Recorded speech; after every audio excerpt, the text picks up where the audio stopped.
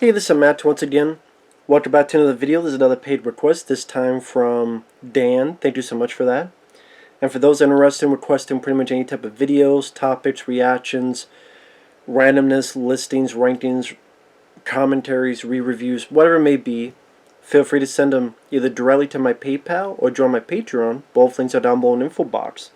And this is for the 1991 film Dollman, which this is the Blu-ray. You're right there without the glare. Well, it'll still be glare. Now, the features on the Blu-ray, you pretty much have the original Video Zone back to the day, promo trailers, as high def as Full Moon can get. Sadly, no commentary or anything of the sort. But I've always enjoyed this film. I saw this film back to the day on VHS. That was when renting at where I grew up wasn't really a video store. It was more gas stations or little grocery stores, which had your food, all that stuff, but as well as movies to rent on VHS and so forth. This is one of them that would watch quite a bit as a kid and became probably my favorite full moon film. I like the first three transfer films, 4 and 5 are eh. Some of the Puppet Master films I don't mind. But this one I always enjoyed because I like the concept, as silly as it is. I like a Dirty Harry aspect mixed in with this sci-fi B-movie plot. At times it feels like a parody of Dirty Harry, which is fun. Yes, it does suffer from low budget. There's a lot of effects that are not good at all. But to me, I still felt like they tried. It's just they didn't have the budget to adhere to look as good as it could. But I still felt there was moments that did. I just. It was cheap, but I can't bring myself to call the film itself lazy. I don't know if that makes sense. Now, Dollman, back to the day on VHS, Full Moon did this cool thing where when you watch the VHS, at the end of it, there would always be this making of. Sometimes 10, sometimes 15, maybe 20 minutes if you're lucky, but usually it's like 10-15 minutes of this was coming to Full Moon, and there's a little bit about the making of the movie. And that was always cool. This is before, DVD, you really saw a lot of behind-the-scenes stuff. And Albert Pyun directed this. The same guy who directed Jean-Claude Van Damme's Cyborg. He did that before this. After this, he would direct Nemesis, a really underrated Oliver Gruner film. And this is when I liked Albert Pyun stuff, because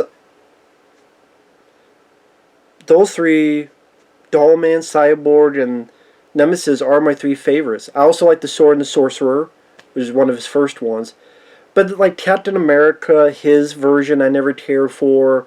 And after, Tip Boxer 2 and its sequels, and I think it got worse after that with his movies. So while I do like a couple of his films, I think those there's a lot of more bad than good in the filmography of Albert Pyun's craftsmanship, so to speak. And his director's cut of Cyborg is garbage. Theatrical cut was much better. Now, Dollman, I still think there are aspects that were looked at as a parody of Dirty Harry. The reason I mention that is I think they knew they had a low budget, so there's certain scenes that have a bit of a sense of humor to them. And when I say low budget, I mean one of the first things we see after an opening credits, which I like the music. I think the score at the beginning by Tony Ripperetti, I really like the score. Bow now now now. Bow down now now.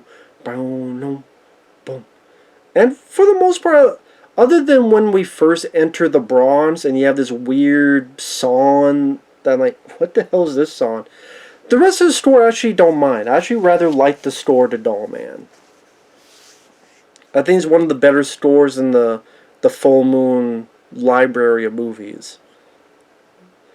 And we're introduced to the situation on this planet named Arturos, which is funny. If you watch the trailer for this, it'll have the music from RoboCop during the trailer. But the first bit we see of the city, it's a stolen shot from Buck Rogers. The TV show Buck Rogers. I was like, wait, that city is not... When you have to steal from Buck Rogers, you know your budget's low. But on this other planet, there's this bad guy played by Frank Doubleday. You may recognize him from Escape from New York. He was a guy early on who told Lee Van Cleef he had the watch with the I think like the person's hand was still on it, but 15, 14, 13. He had this like crazy look to him. He was also one of the bad guys in Assault on Precinct 13. The white guy that had the gun out of the car and shot the little girl. That's Frank Doubleday. So he's a guy here taking hostages. And what are we going to do? So here comes Dirty Harry type Brick Bardo. Which that's a name Albert Pyun used a lot. Because there's a character named Brick Bardo in Cyborg. There's a character named Brick Bardo in Nemesis. For some reason he liked using that name a lot. But Tim Thomerson, he's one of the main reasons that makes this film work. Honestly, I would say the main reason why it works for me is Tim Thomerson. I think he's an underrated actor. He fits the role well. Like, he gets the joke, so to speak. He gets what this is. It transfers. He has a bit more of a private eye, wise-ass sense of humor. Here, he's much more serious. He got the sunglasses, and it's like playing like Clint Eastwood. Just play it soft-spoken, saying these lines of dialogue. Like Tim Thomerson any day is going to say, go ahead, make my day. A man's got to know his limitations. Like, he plays that very well. He's one of the best parts of it. And I like Tim Thomerson a lot. As I liked him in the Transfer films. I liked him in... He's in this film Uncommon Valor. Very underrated movie. That's a guy that deserved... He was in Air America, I believe, with Mel Gibson. He's been in other stuff. He deserved a lot more roles and bigger roles. He deserved a lot more than he got. Very talented guy. I think he started off as a comedian and then got into doing movies like Trancers and this. And the Frank Doubleday, this bad guy, his hostages are all fat people. They're all fat people. And Tim Thomerson comes in, does his laundry, and the bad guy's like, what are you doing? What the hell? Get this crazy guy out of here. And he walks up, he has his gun, he points the gun right. Actually, the guy surrounded himself with all these fat hostages. And Tim Thomerson puts the gun right here. And this little kid goes, that's a Kruger Blaster. The most powerful handgun in the universe. And Tim Thomerson just looks over and goes, that's right, fat boy. Oh, he called the kid fat. He literally called the kid a fat boy in front of him. That's right, fat boy. And if I pull this trigger, it'll blow a hole through this woman. And blow a hole through you.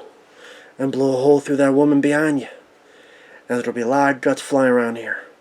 Ain't that right, fat boy? I don't know why. Every time I saw this movie, that cracked me the fuck up.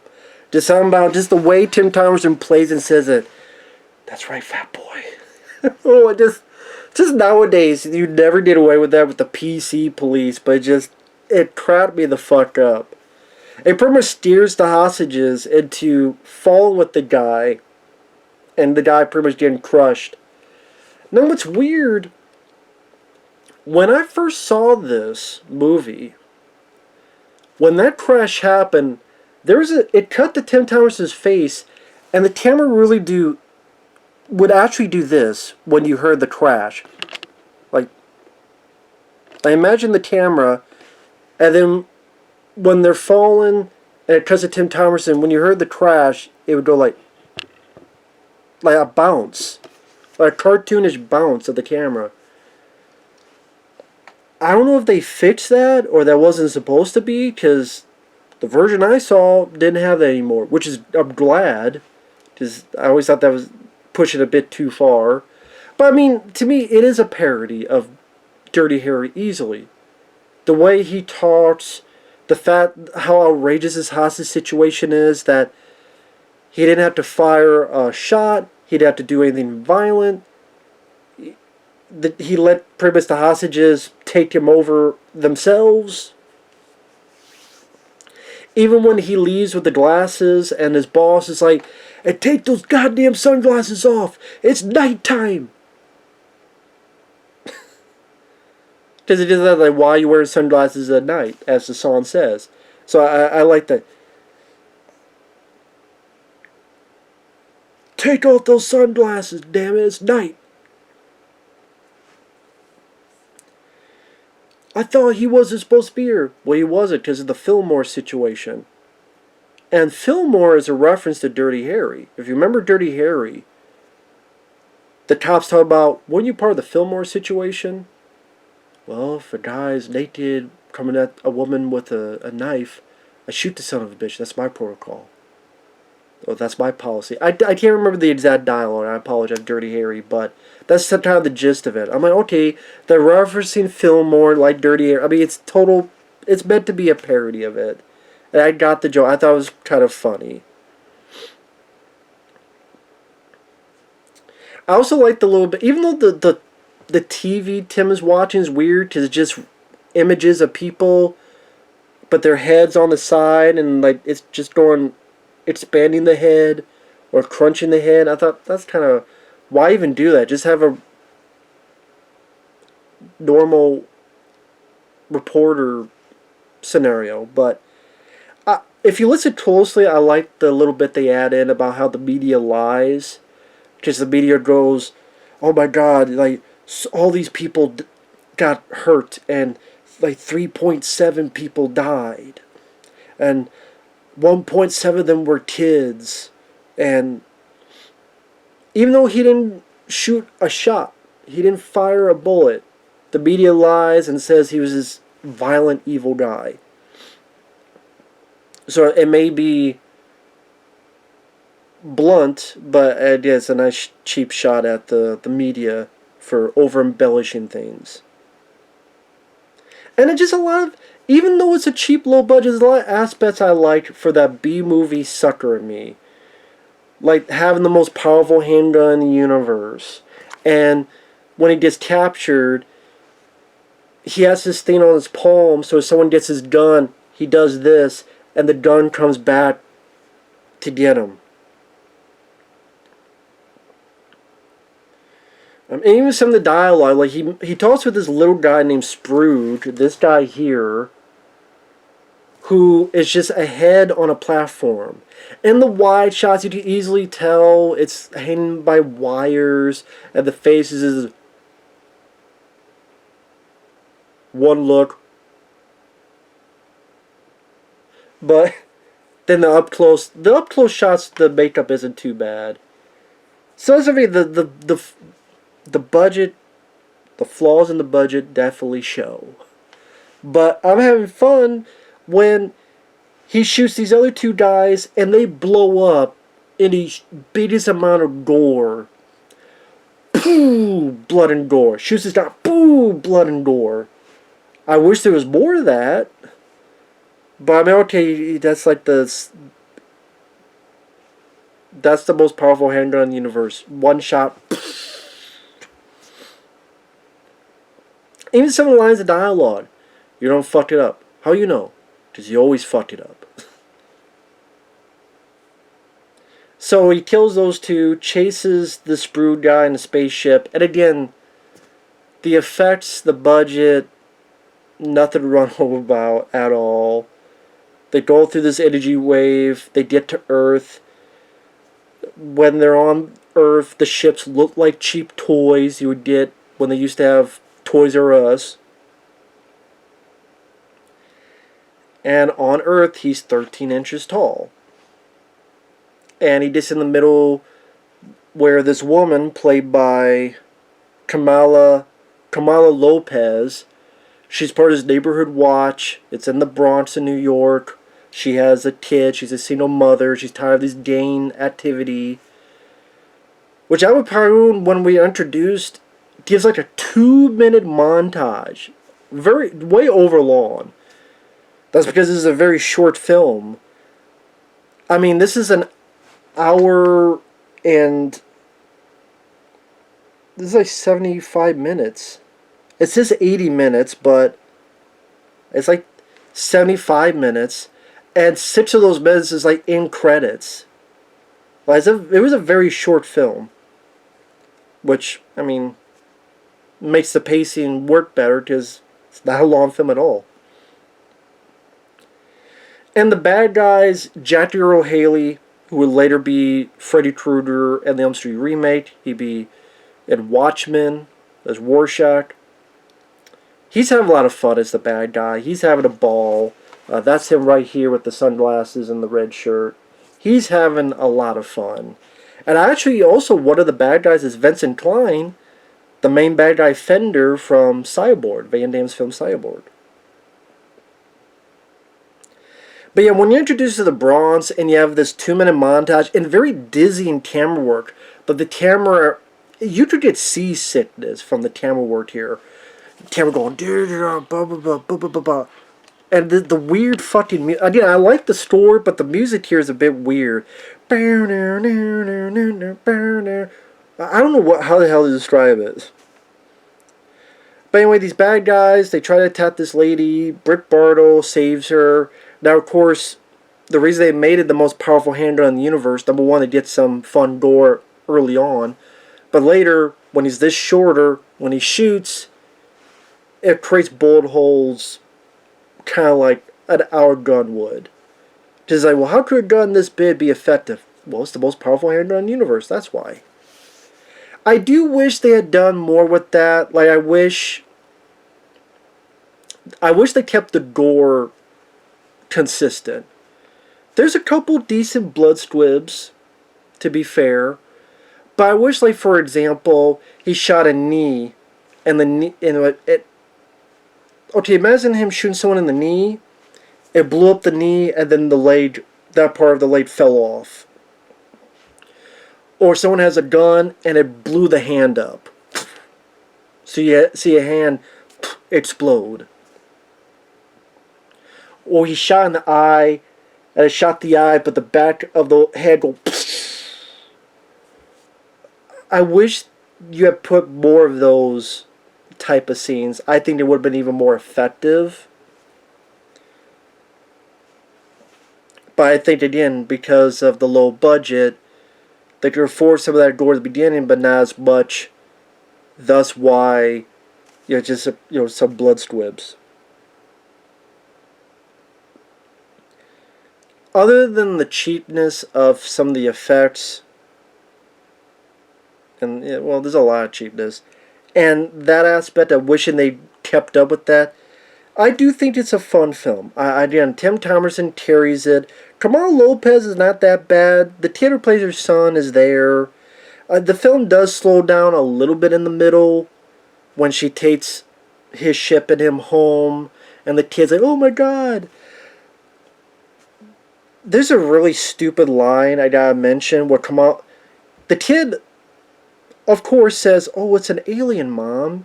And she says, and I want to get this quote, oh, he's not an alien, he's just a small man. How many small men you know is this big? You have, look at the ship that he's in. That just made the girl look really fucking dumb and imbecilic. But there's stuff to enjoy. Jackie Earle Haley, like I said, is having a ball with energy, and the bad guys he's with. So what hurt you?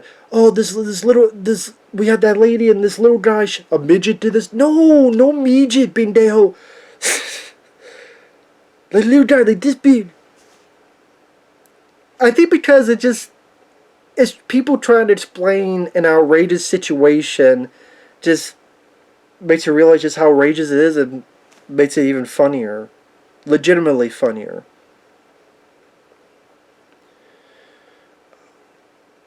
But the middle portion kind of slows down where...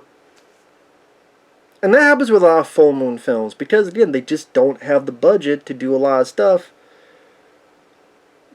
Apparently, it seems like. And so sometimes there's some fiddle fucking around until you get to your finale. You do have this goofy bit too where the lady's being taken and Dollman, Brick Bardo has to jump out the window and he gets the side of the car. So you have this wide shot of the car where Dollman just hanging there as like this little guy just stuck on the car. So to be fair, there's scenes to laugh at and be entertained, but at the same time there's scenes that I do legitimately enjoy the beginning of the film. I do legitimately enjoy Tim Thomerson's performance, and I like the idea of the gun, that you have this device that you get back to. I think that's a cool idea. I like the whole most powerful gun in the universe concept. I don't think the acting's as bad as some people make it out to be. I've seen much worse acting. Pick any full moon film nowadays, and that has much worse acting than this. Like I said, Kamala Lopez, she does have some off moments, but she has some moments that she's serviceable and fine. Like the first time we see her and her legitimately being pissed. You did this shit out of you. Trying to tell these guys, these gang members, to stop selling this shit around her place. Again, Jackie Earle Haley, he seems like he knows what kind of movie he is and goes with it. We're going to war. With who? With the fucking Dollman. What do you think? And I do think there are times that Albert Pyun knows how silly this is and goes along with it. I mean, there's a guy that, before the finale action begins and Dollman's trying to get ready, the gang members are kind of hanging around with their guns, and you have one guy did this whole spiel where every other word is fucking. This fucking thing with the fucking guy. I don't know what we're fucking doing here. We should get the fuck out of this fucking place. And this fucking guy with the fucking thing, it's so over the top that I'm like, that has to be on purpose. And it did make me laugh. Again, the ending, there's not a lot of action. I wish they had the budget to do just a full Death Wish 3 type of scenario, but it's not. It's pretty much, he shoots one or two people, he shoots a van in a car, blows up, then goes after Jackie Earle Haley. I wish there was a few bit more body count. Like I said, I wish they had more of a budget to like maybe shoot this guy in the eye and the bat blows up, or shoot this guy in the hand and it blows up, or shoot this guy in the kneecap and the legs fall. Like, really go to town on that in your finale. I think if you just had a bit more budget, or at the very least, a few more bad guys and just put the typical blood squibs. A few more of those. But, it's serviceable. I like some of the lines. What's going on? Urban fucking renewal. It's satisfying in a B-movie sense.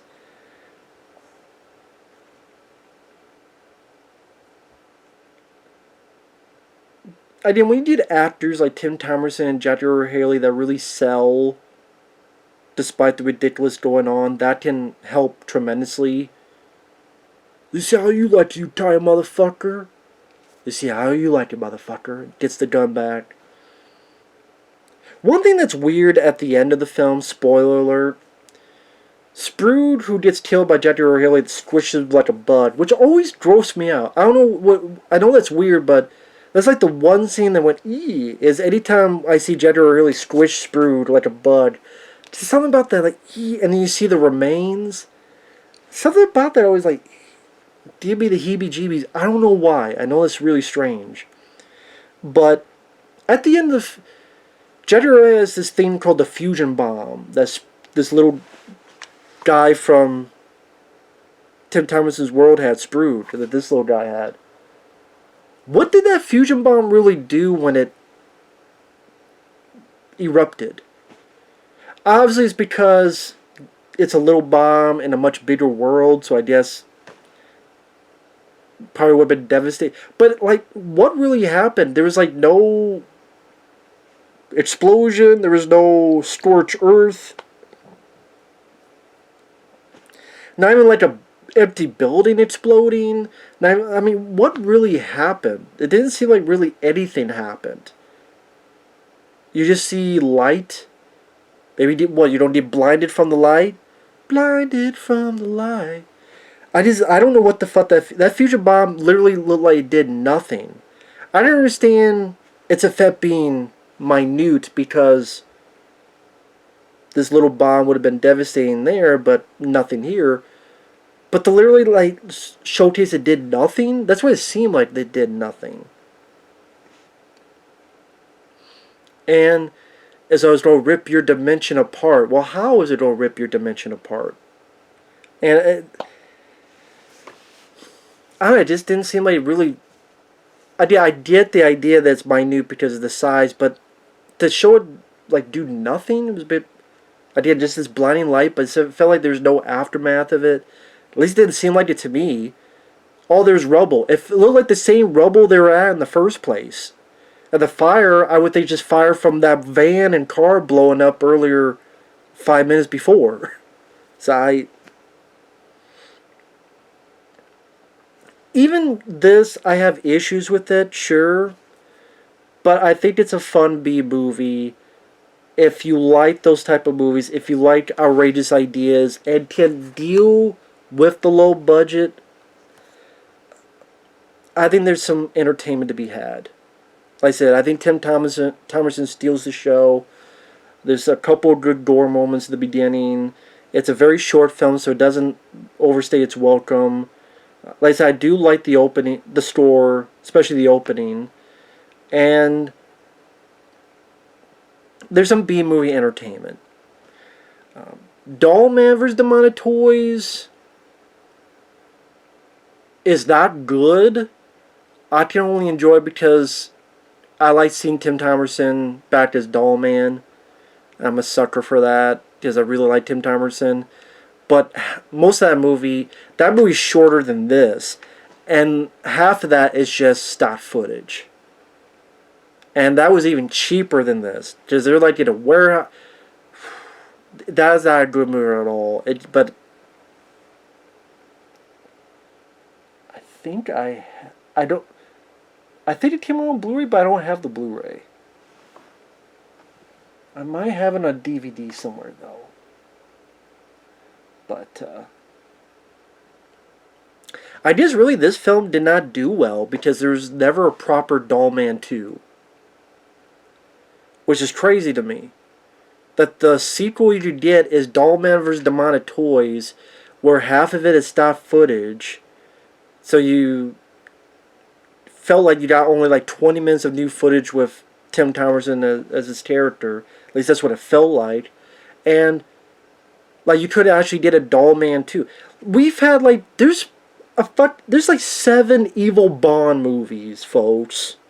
7 or 8 evil Bond films. Evil Bond. There's what, 15 fucking Puppet Master movies. I don't know how many. At least feels like 15 fucking Puppet Master movies. But you get like 1.5. You must hold that a half a movie. 1.5 for Dollman. Even Transfers, we got 6 of them. So why the fuck? Oh, it didn't sell well. Like, did these other movies sell that much better? I wish there was a Dollman 2. An actual Dollman 2. But I guess it didn't catch on. And I'm like, of all the Full Moon films, like we had like 4 or whatever subspecies films. To me, one of their better films is the one that didn't catch on. That's just fucking failures. That fucking failures, man. That fucking failures. With that said, thanks for watching. Take care. And we'll see you guys later. Bye-bye.